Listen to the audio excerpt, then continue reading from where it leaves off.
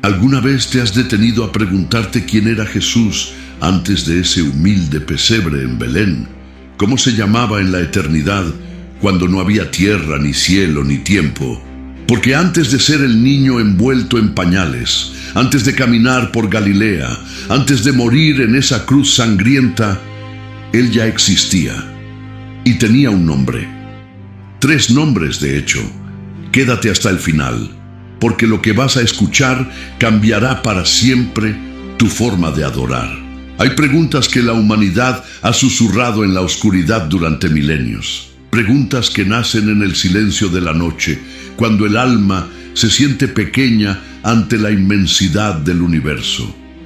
¿De dónde vino realmente Jesús? ¿Cuánto tiempo ha existido? ¿Qué hacía antes de vestirse de carne y habitar entre nosotros? Estas no son simples curiosidades teológicas. Son preguntas que tocan el corazón mismo de nuestra fe, que desafían nuestra comprensión y nos invitan a adentrarnos en misterios que sobrepasan la razón humana. La Biblia no guarda silencio ante estas interrogantes. Al contrario, nos ofrece pistas fascinantes, fragmentos de revelación divina esparcidos a lo largo de sus páginas sagradas. Pero debemos estar dispuestos a excavar profundo, a buscar con el corazón de un niño y la determinación de un arqueólogo espiritual, porque lo que encontraremos no es simplemente información histórica, es una revelación que incendiará nuestra alma y transformará nuestra adoración para siempre. Comencemos por lo que creemos conocer, el nombre Jesús, ese nombre que pronunciamos con reverencia, que invocamos en la oración, que susurramos en la adoración. Proviene del griego Yesous, una transliteración del hebreo Yeshua, y este nombre encierra una promesa poderosa: Yahvé salva. El Señor es salvación. Ya en su nombre terrenal llevaba inscrita su misión redentora. Pero aquí viene lo que hará temblar los cimientos de tu comprensión. La existencia de Jesús no comenzó en Belén. Aquella noche estrellada, cuando los ángeles rasgaron el cielo con su cántico celestial, cuando los pastores corrieron asombrados hacia el pesebre, cuando María contemplaba maravillada al niño que había dado a luz, no estaban presenciando un comienzo. Estaban contemplando una manifestación, una revelación, el eterno haciéndose temporal, el infinito limitándose a un cuerpo frágil, el Creador convirtiéndose en criatura, porque mucho antes de esa noche sagrada, mucho antes de que existiera Belén, antes de que Abraham caminara por Canaán, antes de que Adán respirara su primer aliento, Él ya existía. Entonces surge la pregunta que nos quema por dentro.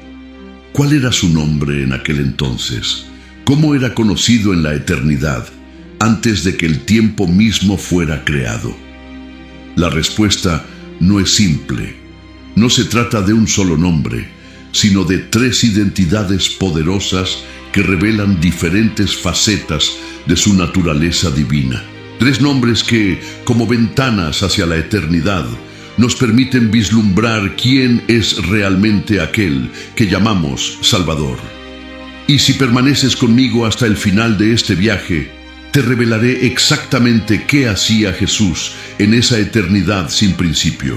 El apóstol Juan, el discípulo amado, aquel que recostó su cabeza sobre el pecho de Jesús y escuchó los latidos del corazón de Dios, comienza su evangelio con palabras que han resonado a través de los siglos. En el principio era el Verbo, y el Verbo era con Dios, y el Verbo era Dios. Este verbo, este logos en griego, hace referencia directa a Jesús. Pero detengámonos aquí. ¿Por qué llamarlo el Verbo? ¿Por qué no usar otro título, otra designación? La respuesta nos adentra en profundidades que harán arder nuestro corazón. En el mundo antiguo, los nombres no eran meras etiquetas adheridas a las personas como código de identificación. Los nombres revelaban identidad, destino, propósito y carácter. Cuando Dios cambiaba el nombre de alguien, estaba redefiniendo su existencia misma. Abraham se convirtió en Abraham, padre de multitudes.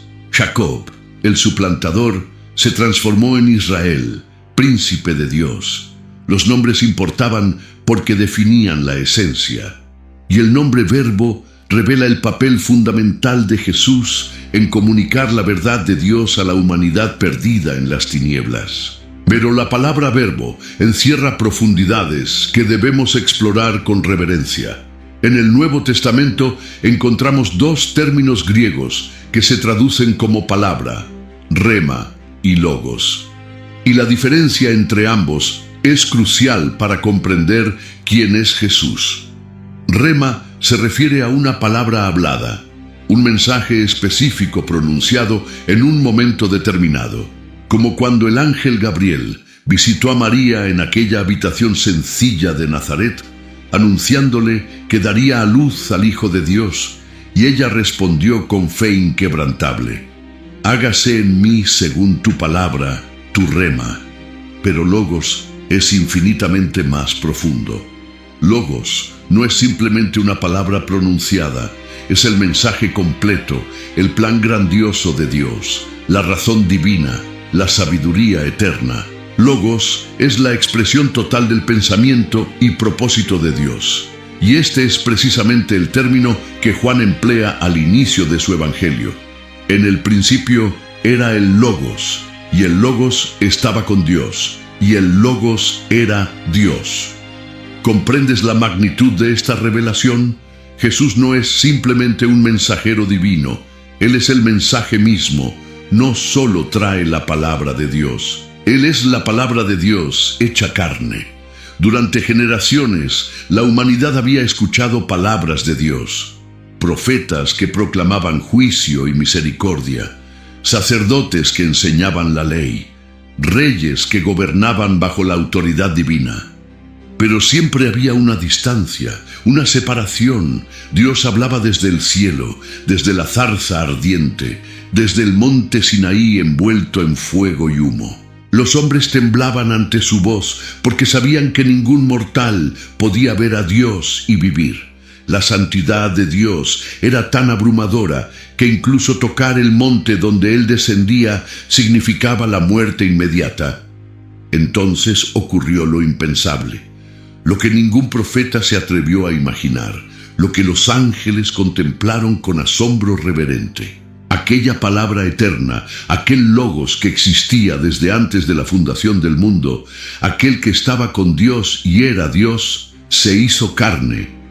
Juan lo declara con palabras sencillas pero cargadas de poder incontenible. Y el Verbo se hizo carne y habitó entre nosotros. Dios no solo envió palabras, se convirtió en la palabra. El mensaje divino tomó forma humana y caminó por las calles polvorientas de Jerusalén.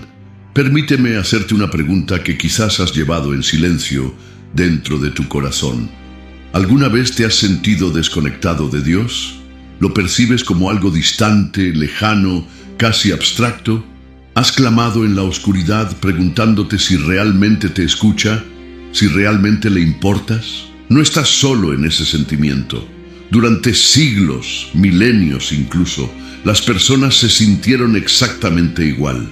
Sabían que Dios existía, pero parecía tan lejano, tan inaccesible, tan silencioso ante el dolor humano. Hasta que Dios hizo algo que cambió todo para siempre. Ya no solo envió mensajes desde el cielo, ya no solo habló a través de sueños, visiones o profetas. Dios mismo descendió. El Creador entró en su creación. El Eterno se sometió al tiempo. El infinito se limitó a un cuerpo frágil. Y cuando Jesús caminó entre nosotros, no solo enseñaba verdades sobre Dios, Él mostraba quién es Dios. Cada milagro era una revelación de la compasión divina. Cada parábola, una ventana a la mente de Dios. Cada toque sanador, una manifestación del amor que sostiene el universo. Por eso, cuando Felipe le pidió: Señor, muéstranos al Padre y nos basta, Jesús respondió con palabras que deberían hacer temblar nuestro ser. ¿Tanto tiempo hace que estoy con vosotros y no me has conocido, Felipe? El que me ha visto a mí, ha visto al Padre. ¿Comprendes lo que esto significa? Dios ya no era una idea abstracta flotando en algún lugar del cosmos. Dios ya no era un concepto filosófico o una fuerza impersonal. Estaba aquí, en carne y hueso, sanando a los enfermos, abrazando a los marginados, perdonando a los pecadores, llorando con los quebrantados. Pero este nombre, el Verbo, el Logos, no era la única identidad de Jesús antes de venir a la tierra.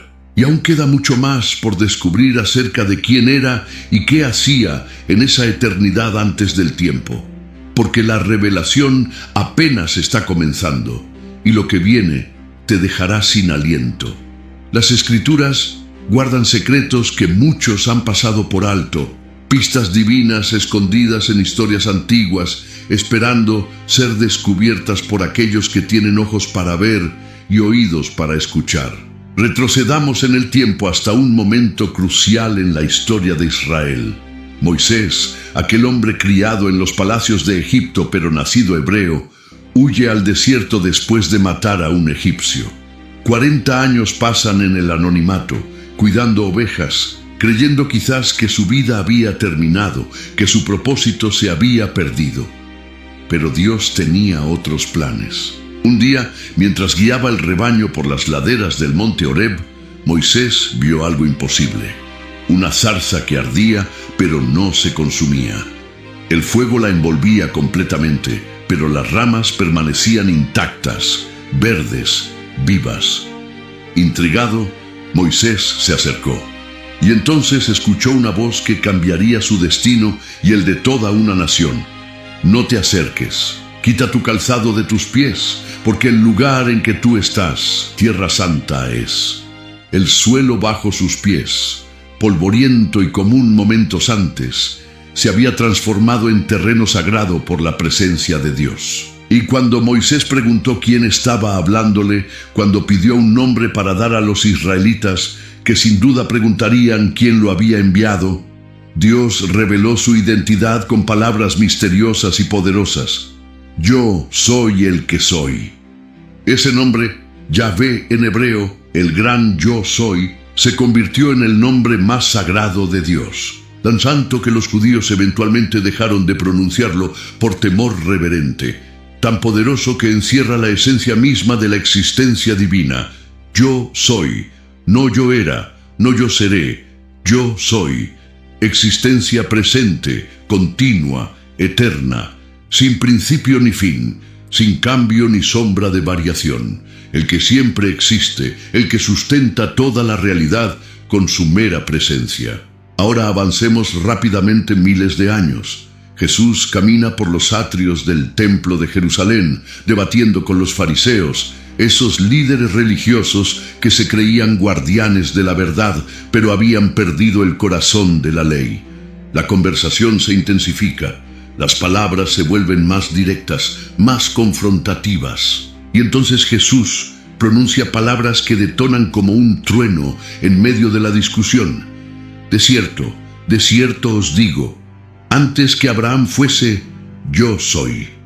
El silencio que siguió debió ser ensordecedor. Los corazones de los fariseos debieron detenerse por un instante. ¿Comprendes lo que acababa de decir? ¿Captas la magnitud de esa afirmación? Jesús no dijo antes que Abraham fuese, yo era.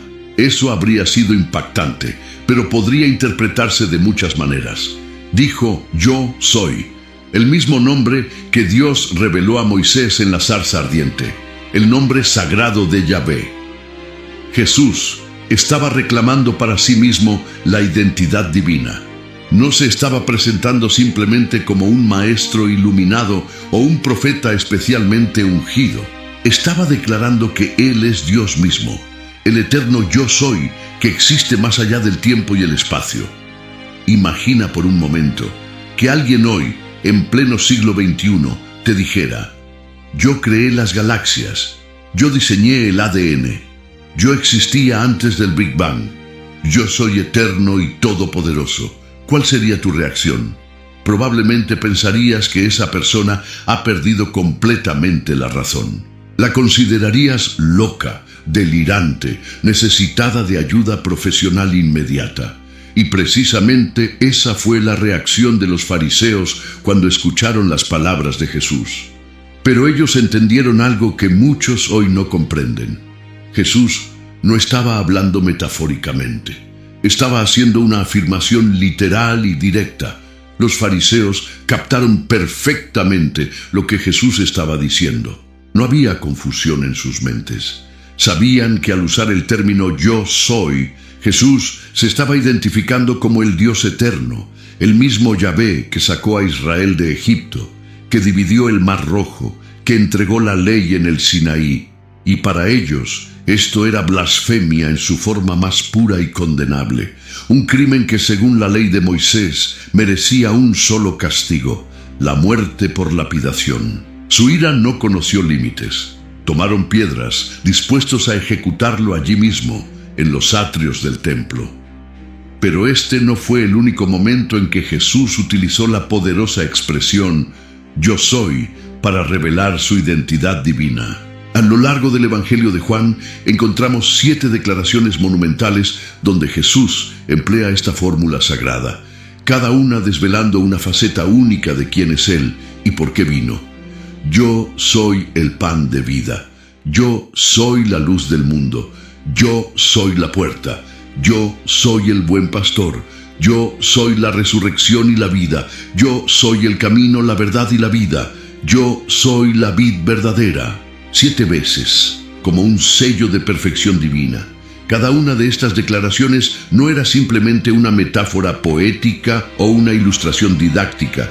Eran afirmaciones de deidad absoluta. Cuando dijo, yo soy el pan de vida, estaba declarando que Él es el sustento espiritual que el alma humana necesita desesperadamente. Cuando proclamó, yo soy la luz del mundo, anunció que Él es quien disipa las tinieblas del pecado y la ignorancia. Cuando afirmó, yo soy la resurrección y la vida, reveló su poder sobre la muerte misma. En cada yo soy resonaba el eco de aquel nombre sagrado pronunciado en la zarza ardiente siglos antes. Los fariseos, expertos en las escrituras, maestros de la ley, conocedores de cada letra del texto sagrado, no podían malinterpretar estas palabras. Sabían exactamente lo que Jesús estaba diciendo, y por eso intentaron matarlo repetidamente. No porque fuera un buen maestro que malentendían, no porque sus enseñanzas fueran demasiado radicales, sino porque entendían perfectamente que se estaba proclamando como Dios en carne humana. Y para aquellos que no creían que Él era quien decía ser, esto era blasfemia imperdonable. Sin embargo, a pesar de todos sus intentos de acabar con su vida, a pesar de las piedras levantadas, las conspiraciones tramadas, las trampas tendidas, no pudieron tocarlo. Una y otra vez, Jesús se escabulló de entre ellos, caminó a través de la multitud enfurecida como si fuera invisible. Su hora aún no había llegado, porque cuando finalmente llegó el momento de su sacrificio en la cruz, cuando el reloj divino marcó la hora señalada desde antes de la fundación del mundo, Jesús entregó su vida voluntariamente. Nadie se la quitó. Él la puso por decisión propia. Y en ese acto supremo de amor y sacrificio, cuando colgaba entre el cielo y la tierra en aquella cruz romana, cuando la oscuridad cubrió la tierra a plena luz del día, cuando el velo del templo se rasgó de arriba abajo, Jesús demostró sin lugar a dudas que Él es el yo soy, el Dios eterno que se hizo hombre para morir en lugar de sus criaturas rebeldes. El Todopoderoso que se dejó crucificar para que nosotros pudiéramos ser reconciliados con el Padre. El Salvador del mundo que conquistó la muerte al resucitar al tercer día, tal como había profetizado. Pero incluso esta poderosa revelación del nombre Yo Soy no cuenta toda la historia de quién era Jesús antes de Belén. Hay más, mucho más, que las Escrituras nos revelan. Y lo que viene a continuación te mostrará que Jesús no solo existía antes de nacer como humano, sino que aparecía y actuaba en el Antiguo Testamento de formas que la mayoría de los lectores nunca han notado. Porque Dios ha dejado pistas a lo largo de toda su palabra, esperando que tengamos ojos para ver y corazones para comprender. A lo largo del Antiguo Testamento nos encontramos repetidamente con una figura misteriosa conocida como el ángel del Señor. Y aquí es donde la historia se vuelve verdaderamente fascinante, porque este ángel del Señor no es un ángel común y corriente como Gabriel o Miguel. Este ser único hace cosas que ningún ángel creado jamás haría. Habla con la autoridad absoluta de Dios. Actúa con el poder soberano de Dios. Perdona pecados, algo que solo Dios puede hacer. Y lo más impactante de todo, acepta adoración. Piénsalo por un momento. Cuando el apóstol Juan, en el libro de Apocalipsis, cayó a los pies de un ángel para adorarlo, abrumado por la revelación que estaba recibiendo, el ángel lo detuvo inmediatamente con palabras firmes. Mira, no lo hagas. Yo soy consiervo tuyo. Adora a Dios. Los ángeles, por muy poderosos y gloriosos que sean, son criaturas, siervos del Altísimo, y ninguna criatura puede aceptar la adoración que solo pertenece al Creador. Pero el ángel del Señor en el Antiguo Testamento no solo acepta adoración, sino que la recibe como algo que le corresponde por derecho. Consideremos algunos ejemplos sorprendentes. Cuando Agar huye al desierto, desesperada y sin esperanza, embarazada y rechazada, es el ángel del Señor quien la encuentra. Y este ángel no solo le habla con palabras de consuelo, le hace promesas que solo Dios puede cumplir.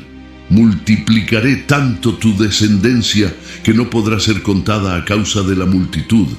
¿Qué ángel creado tiene autoridad para hacer semejante promesa? Ninguno. Solo Dios tiene ese poder, y Agar lo reconoce, llamando al que le habló: tú eres Dios que ve. Cuando Abraham está a punto de sacrificar a Isaac en el monte Moria, en aquel momento de prueba desgarradora, donde la fe y el amor chocan en una encrucijada imposible, es el ángel del Señor quien detiene su mano. Y nuevamente, este ángel habla con la voz misma de Dios. Por mí mismo he jurado, dice Jehová, que por cuanto has hecho esto, y no me has rehusado tu hijo, tu único hijo, de cierto te bendeciré. ¿Notas el cambio de persona? El ángel dice: por mí mismo he jurado, dice Jehová. El ángel y Jehová son identificados como uno. La historia de Jacob luchando con Dios junto al río Jaboc es otro ejemplo poderoso. Toda la noche Jacob lucha con un hombre, pero cuando amanece, Jacob se da cuenta de que no ha luchado con un mero hombre. Ha luchado con Dios mismo y declara asombrado: vi a Dios cara a cara y fue librada mi alma. El texto dice que luchó con un hombre, pero Jacob afirma que vio a Dios. ¿Cómo es posible? Porque aquel hombre era una teofanía, una aparición visible del Dios invisible. Era el Hijo de Dios, antes de su encarnación definitiva en Belén. ¿Y qué decir de aquella escena asombrosa en el horno de fuego ardiendo? El rey Nabucodonosor, furioso porque 3 jóvenes hebreos se niegan a inclinarse ante su estatua dorada, ordena que el horno se caliente 7 veces más de lo normal. Los soldados que arrojan a Sadrach, Mesach y Abednego dentro son consumidos instantáneamente por las llamas. Pero cuando el rey mira dentro, ve 4 hombres caminando en medio del fuego, y el aspecto del cuarto es semejante a hijo de los dioses. ¿Quién era esa cuarta figura que protegía a los fieles en medio del juicio? Era Jesús, el Hijo de Dios, el segundo miembro de la Trinidad. Aunque aún no había nacido en Belén, aunque su encarnación física estaba siglos en el futuro, él ya estaba activo en la historia humana, ya estaba protegiendo a sus hijos, ya estaba manifestándose a aquellos que le eran fieles, porque Jesús no comenzó a existir cuando María lo dio a luz. Él es eterno, siempre ha existido, Y estas apariciones del ángel del Señor en el Antiguo Testamento son ventanas que nos permiten vislumbrar su actividad antes de la encarnación. Esto cambia completamente nuestra lectura del Antiguo Testamento. Ya no son simplemente historias de personas que vivieron hace miles de años. Son encuentros con el Jesús preencarnado.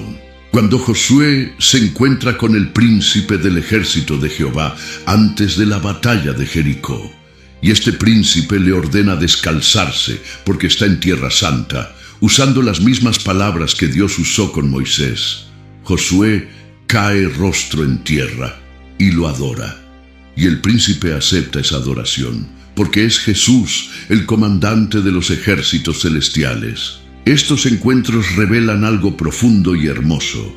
Jesús siempre ha estado involucrado en la historia de la redención humana. No apareció súbitamente en Belén como una idea tardía de Dios. El plan de salvación estaba en marcha desde antes de la creación del mundo. Y el Hijo de Dios, aunque aún no había tomado carne permanentemente, ya estaba activo, ya estaba preparando el camino, ya estaba manifestándose a aquellos que lo buscarían.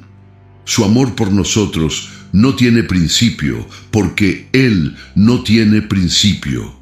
Pero hay aún más nombres, más títulos, más revelaciones que nos muestran quién era Jesús antes de venir a la tierra. Y ahora nos adentramos en profecías escritas siglos antes de su nacimiento, palabras inspiradas por el Espíritu Santo que describen al Mesías venidero con títulos que solo pueden aplicarse a Dios mismo. El profeta Isaías, escribiendo aproximadamente 700 años antes del nacimiento de Jesús, pronunció palabras que han resonado a través de los milenios, especialmente en cada época navideña. Porque un niño nos es nacido, hijo nos es dado, y el principado sobre su hombro, y se llamará su nombre Admirable, Consejero, Dios fuerte, Padre eterno, Príncipe de paz. Detengámonos en cada uno de estos títulos, porque son absolutamente cruciales para entender quién es Jesús. Admirable Consejero, no simplemente un consejero sabio, sino uno cuya sabiduría provoca asombro y maravilla. Uno cuyo consejo es perfecto porque conoce el fin desde el principio. Uno cuya guía nunca falla porque ve lo que nosotros no podemos ver. Dios fuerte. Este título no deja espacio para interpretaciones vagas o diluciones teológicas. No dice maestro fuerte o profeta fuerte, dice Dios fuerte, el mismo término usado en otros lugares del Antiguo Testamento para referirse a Yahvé mismo. Este niño que nacería en Belén no sería simplemente un hombre ungido por Dios, sería Dios encarnado, la deidad en forma humana, el Creador convirtiéndose en criatura sin dejar de ser creador. Un misterio que sobrepasa todo entendimiento humano, pero que brilla con la gloria de la verdad divina. Padre eterno. Aquí la profecía se adentra en profundidades que hacen tambalear la mente. ¿Cómo puede el Hijo ser llamado Padre eterno? Porque en la Trinidad, aunque hay distinción de personas, hay unidad de esencia. El Padre, el Hijo y el Espíritu Santo son un solo Dios. Cuando vemos a Jesús, vemos al Padre. Cuando conocemos a Jesús, conocemos al Padre. Él dijo, yo y el Padre uno somos, no simplemente unidos en propósito, sino uno en esencia, en naturaleza, en deidad. Y el título Padre Eterno revela que su existencia no tiene principio ni fin. Príncipe de paz. En un mundo destrozado por el conflicto, dividido por el odio, destruido por la guerra, este título resuena con poder. Jesús no vino solo a dar paz, Él es la paz. La paz entre Dios y el hombre, rota por el pecado, restaurada por su sangre. La paz en el corazón humano, imposible de encontrar en posesiones o logros, solo disponible en Él. La paz que sobrepasa todo entendimiento, que guarda nuestros corazones y pensamientos incluso en medio de la tormenta más feroz. Estos títulos no son simplemente poéticos o simbólicos, Son declaraciones teológicas profundas sobre la naturaleza y la identidad de Jesús. Isaías, inspirado por el Espíritu Santo, estaba proclamando verdades que los ángeles anhelaban comprender. Estaba describiendo al Dios hombre que vendría a rescatar a su pueblo. Y estas palabras, escritas en rollos de pergamino siglos antes del cumplimiento, demuestran que el nacimiento de Jesús no fue un accidente histórico o un plan de contingencia. Fue el propósito eterno de Dios, manifestándose en el tiempo. Cada uno de estos nombres, el Verbo, el Yo Soy, el Ángel del Señor, Admirable Consejero, Dios Fuerte, Padre Eterno, nos lleva más profundo en el misterio de quién es Jesús. Y aún hay más que descubrir, porque el propio Jesús, en la noche antes de su crucifixión, oró una oración que nos da acceso al corazón mismo de la Trinidad. Una oración que nos revela la gloria que compartía con el Padre antes de que existiera el mundo. Y en esa oración encontramos la revelación más profunda de todas. En el capítulo 17 del Evangelio de Juan, encontramos lo que muchos eruditos consideran la oración más sagrada jamás pronunciada.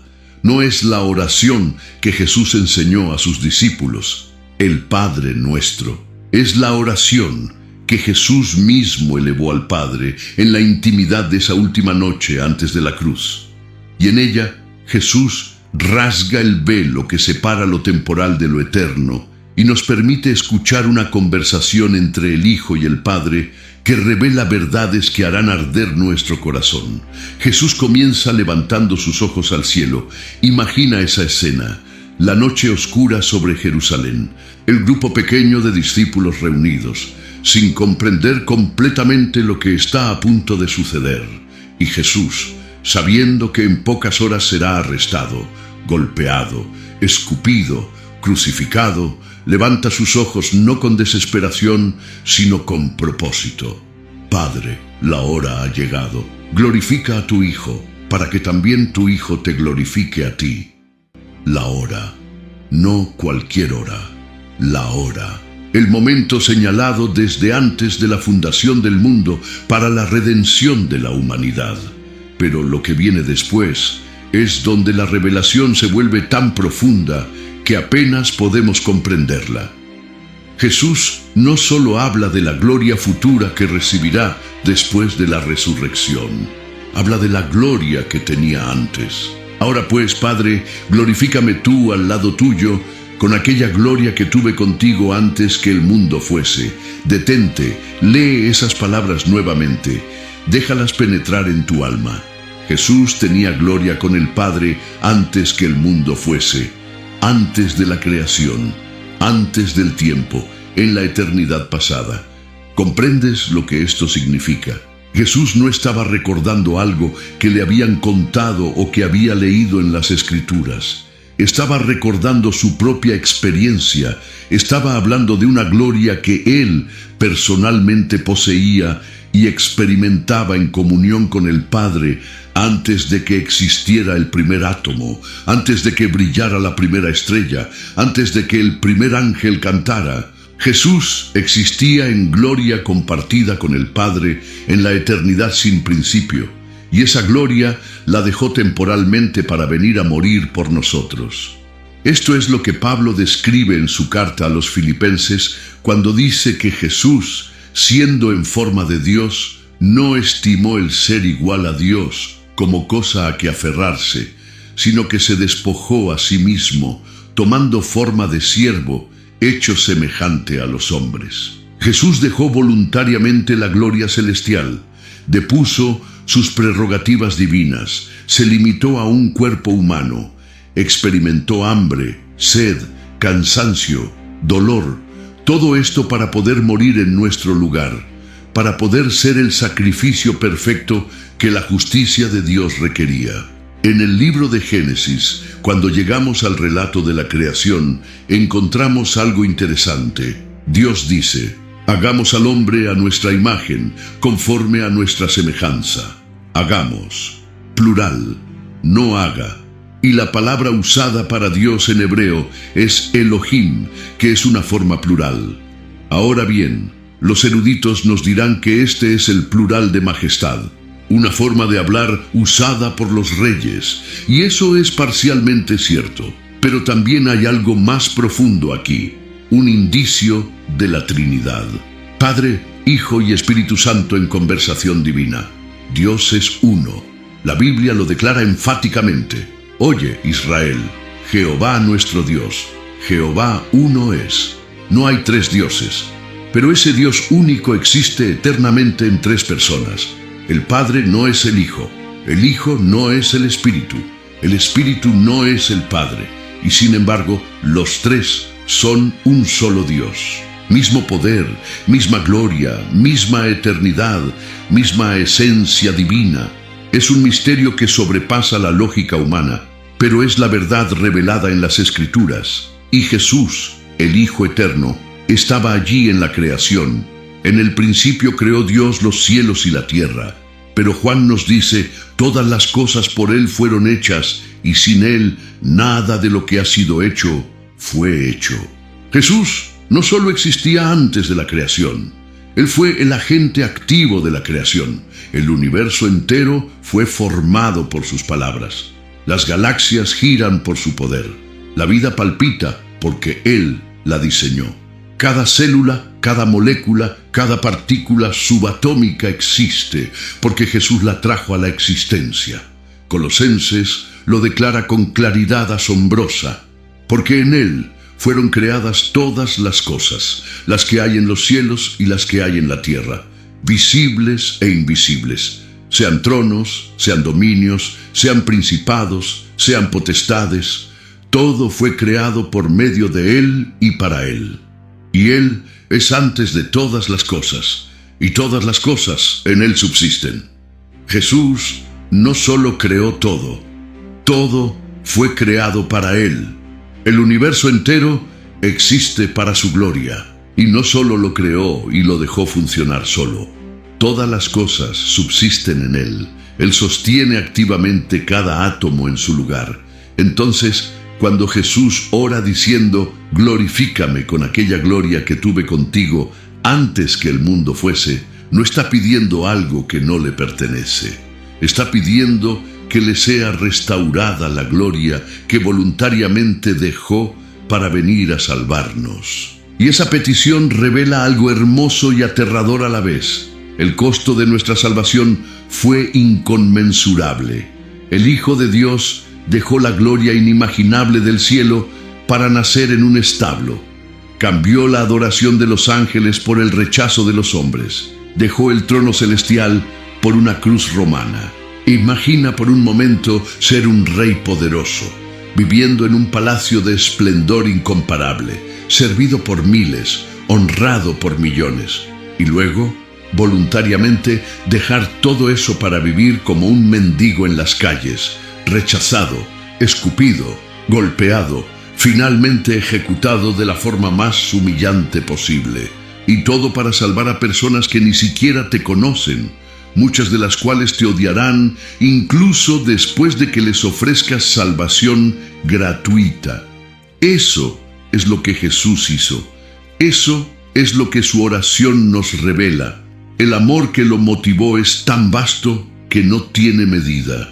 Pero hay aún más en esta oración que debemos explorar, porque Jesús no solo ora por sí mismo, ora por nosotros, por ti, por mí, por cada persona que alguna vez creería en Él. Y lo que pide para nosotros es absolutamente asombroso. Padre, aquellos que me has dado, quiero que donde yo estoy, también ellos estén conmigo, para que vean mi gloria que me has dado.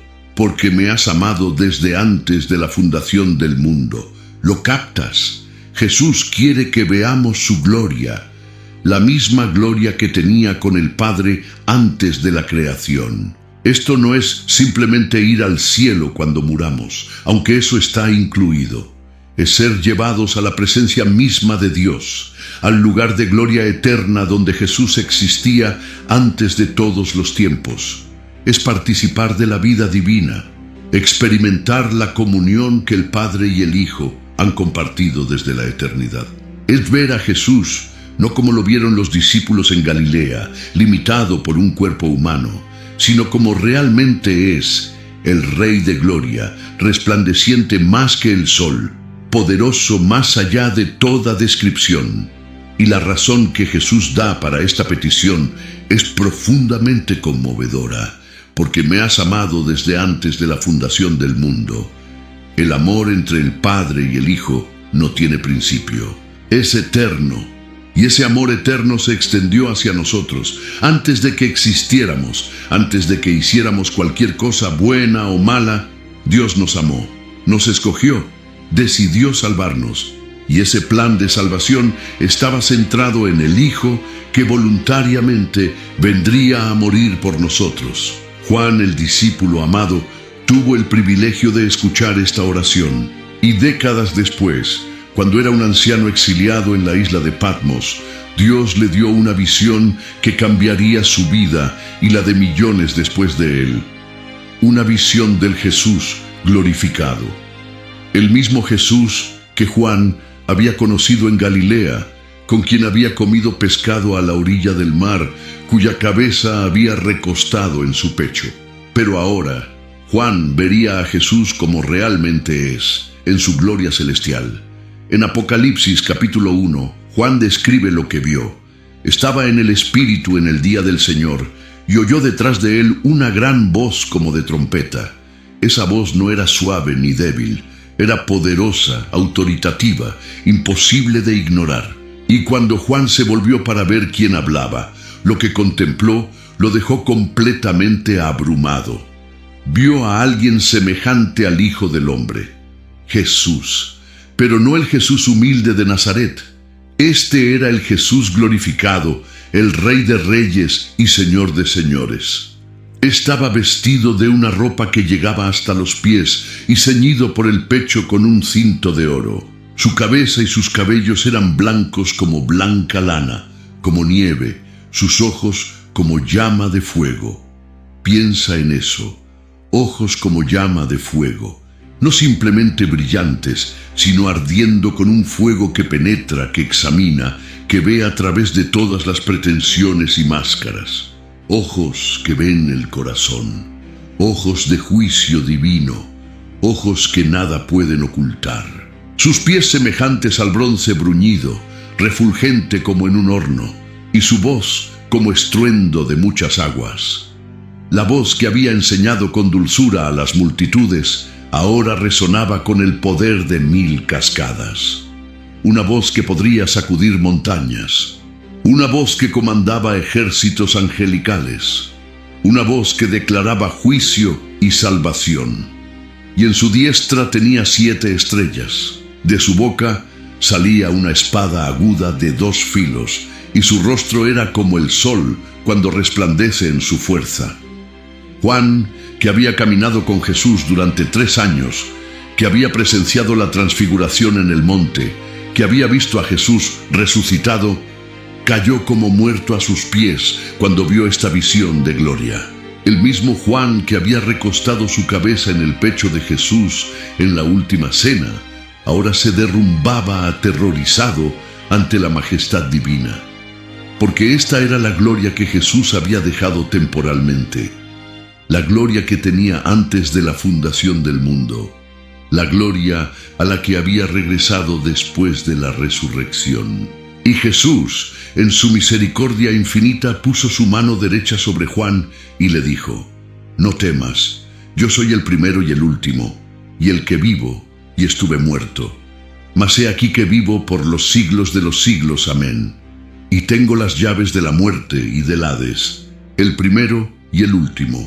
Otro título divino, Isaías registra a Dios diciendo: «Yo soy el primero y yo soy el postrero, y fuera de mí no hay Dios». Y aquí está Jesús reclamando ese mismo título, porque Él es Dios, las llaves de la muerte y del Hades. Esto significa que Jesús tiene autoridad total sobre la muerte.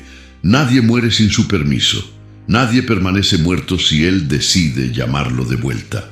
La muerte, ese último enemigo que aterroriza a la humanidad, que nos roba a nuestros seres queridos, que espera pacientemente al final de cada vida, está completamente bajo el control de Jesús. Él conquistó la muerte al resucitar, y ahora posee las llaves. Puede abrir y cerrar las puertas del Hades a voluntad. Esta visión de Juan nos muestra algo crucial. Jesús no es simplemente un personaje histórico interesante que vivió hace 2000 años y murió mártir por sus creencias. Él está vivo ahora mismo, sentado a la diestra del Padre en gloria y majestad incomparables, intercediendo por nosotros, gobernando sobre el universo, preparando un lugar para aquellos que confían en Él. Y un día, esa misma gloria que Juan vio será visible para todo ojo, porque Jesús prometió que volvería, y cuando lo haga, vendrá en gloria. El libro de Apocalipsis se llama así porque es la revelación de Jesucristo. En griego, Apocalipsis significa revelación o desenmascaramiento. No es primariamente un libro sobre el fin del mundo, aunque contiene profecías sobre eventos futuros. Es un libro que revela quién es Jesús realmente. Rasga el velo y nos muestra al Cordero que fue inmolado pero que ahora vive para siempre. Nos muestra al león de la tribu de Judá que conquista no con violencia, sino con amor sacrificial. Y esta revelación es necesaria porque muchos, incluso entre los que se llaman cristianos, tienen una visión diminuta de Jesús.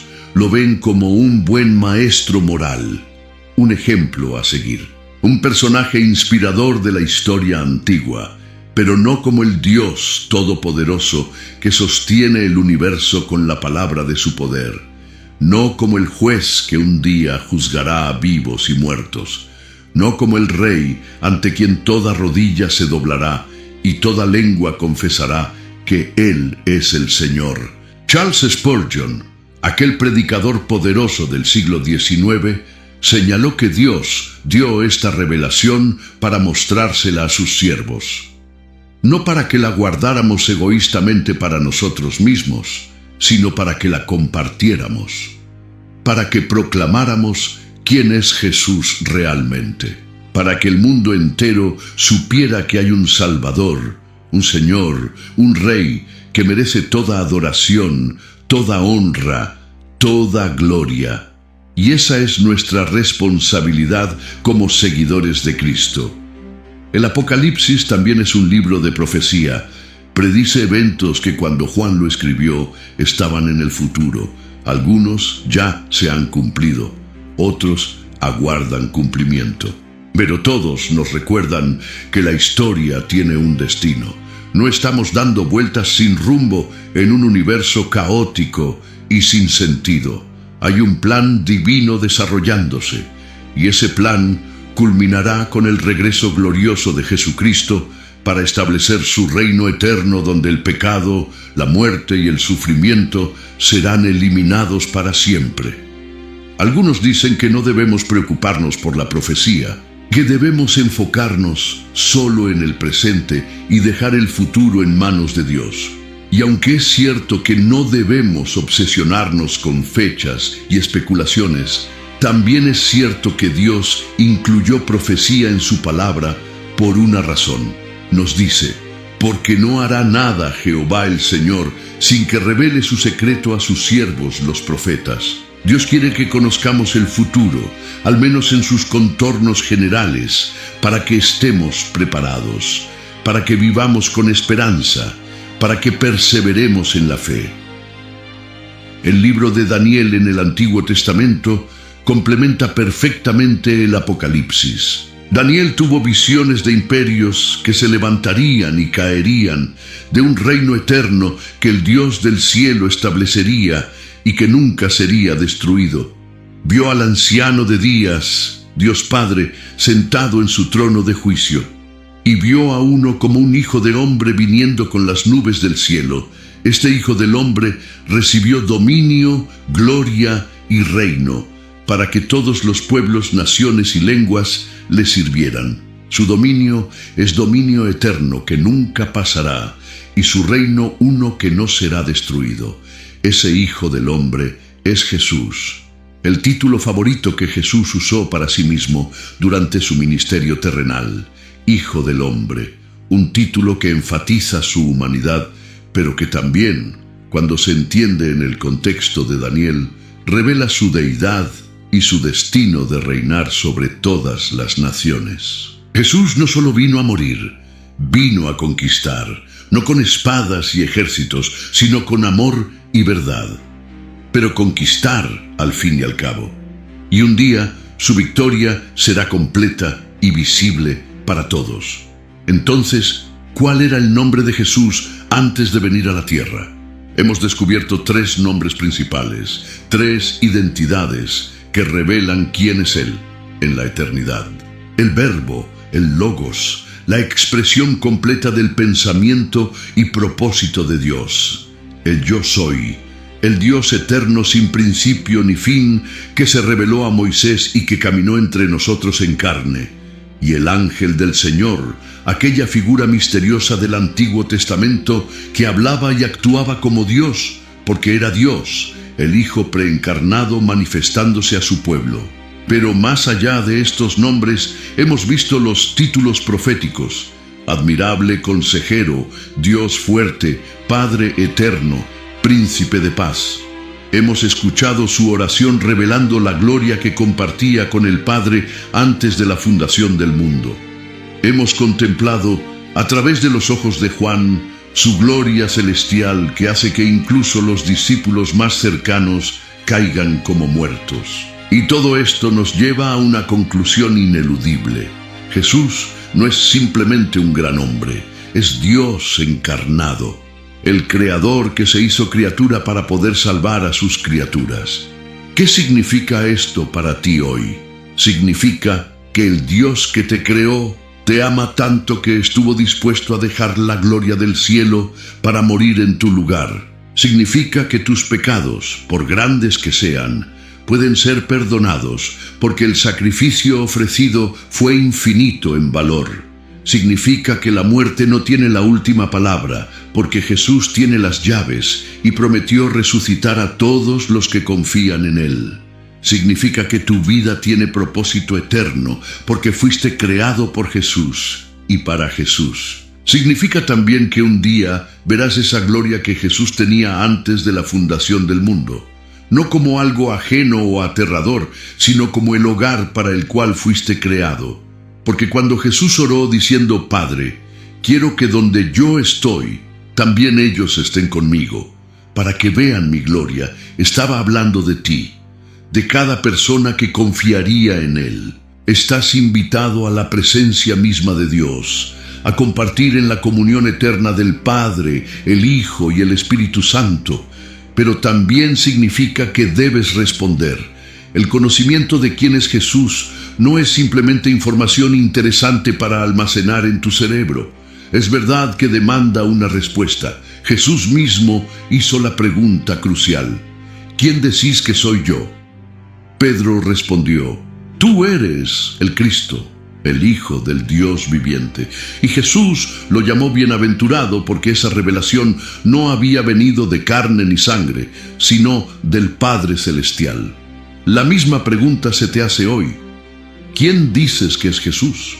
Si reconoces que Él es quien afirma ser, el Dios eterno que se hizo hombre para salvarte, entonces la respuesta apropiada es entrega total.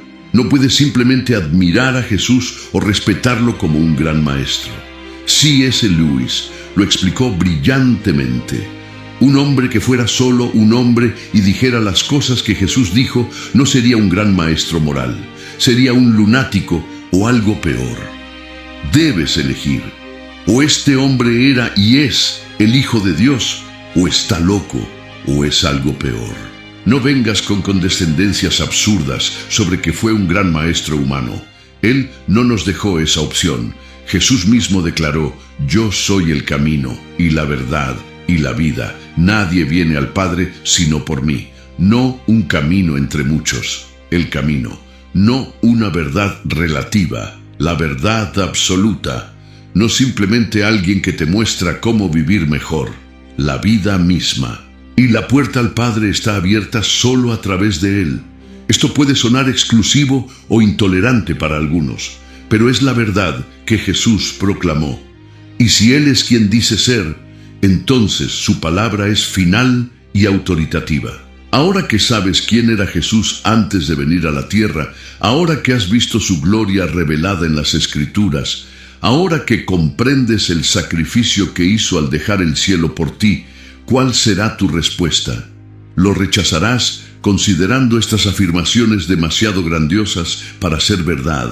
¿Lo ignorarás viviendo como si esta información no importara? ¿O te entregarás a Él reconociendo que merece todo? Tu adoración, tu obediencia, tu vida entera.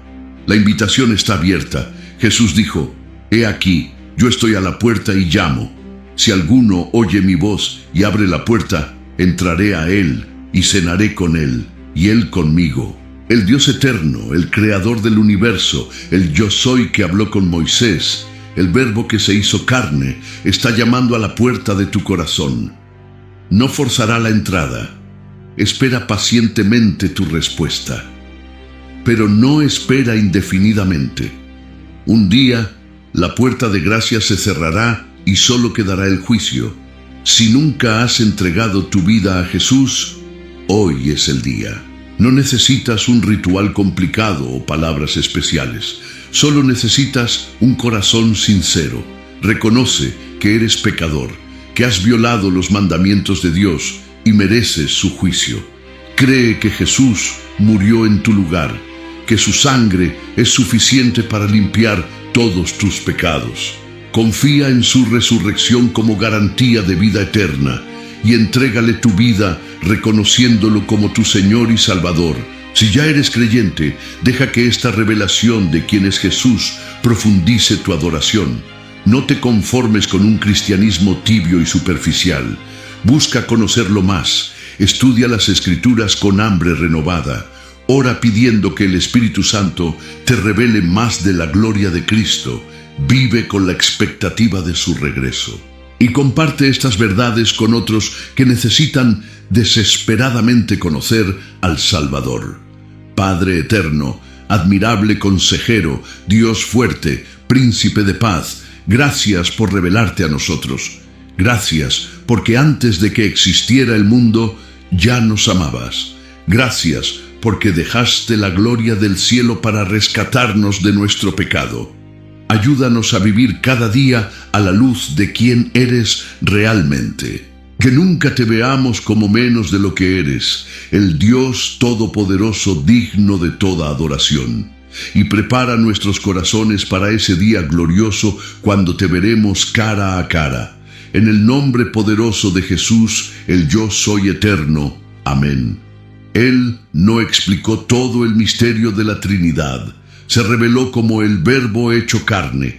Él no justificó su preexistencia con argumentos filosóficos. Declaró yo soy y demostró su deidad con poder. Él no vino solo a enseñarnos, vino a salvarnos.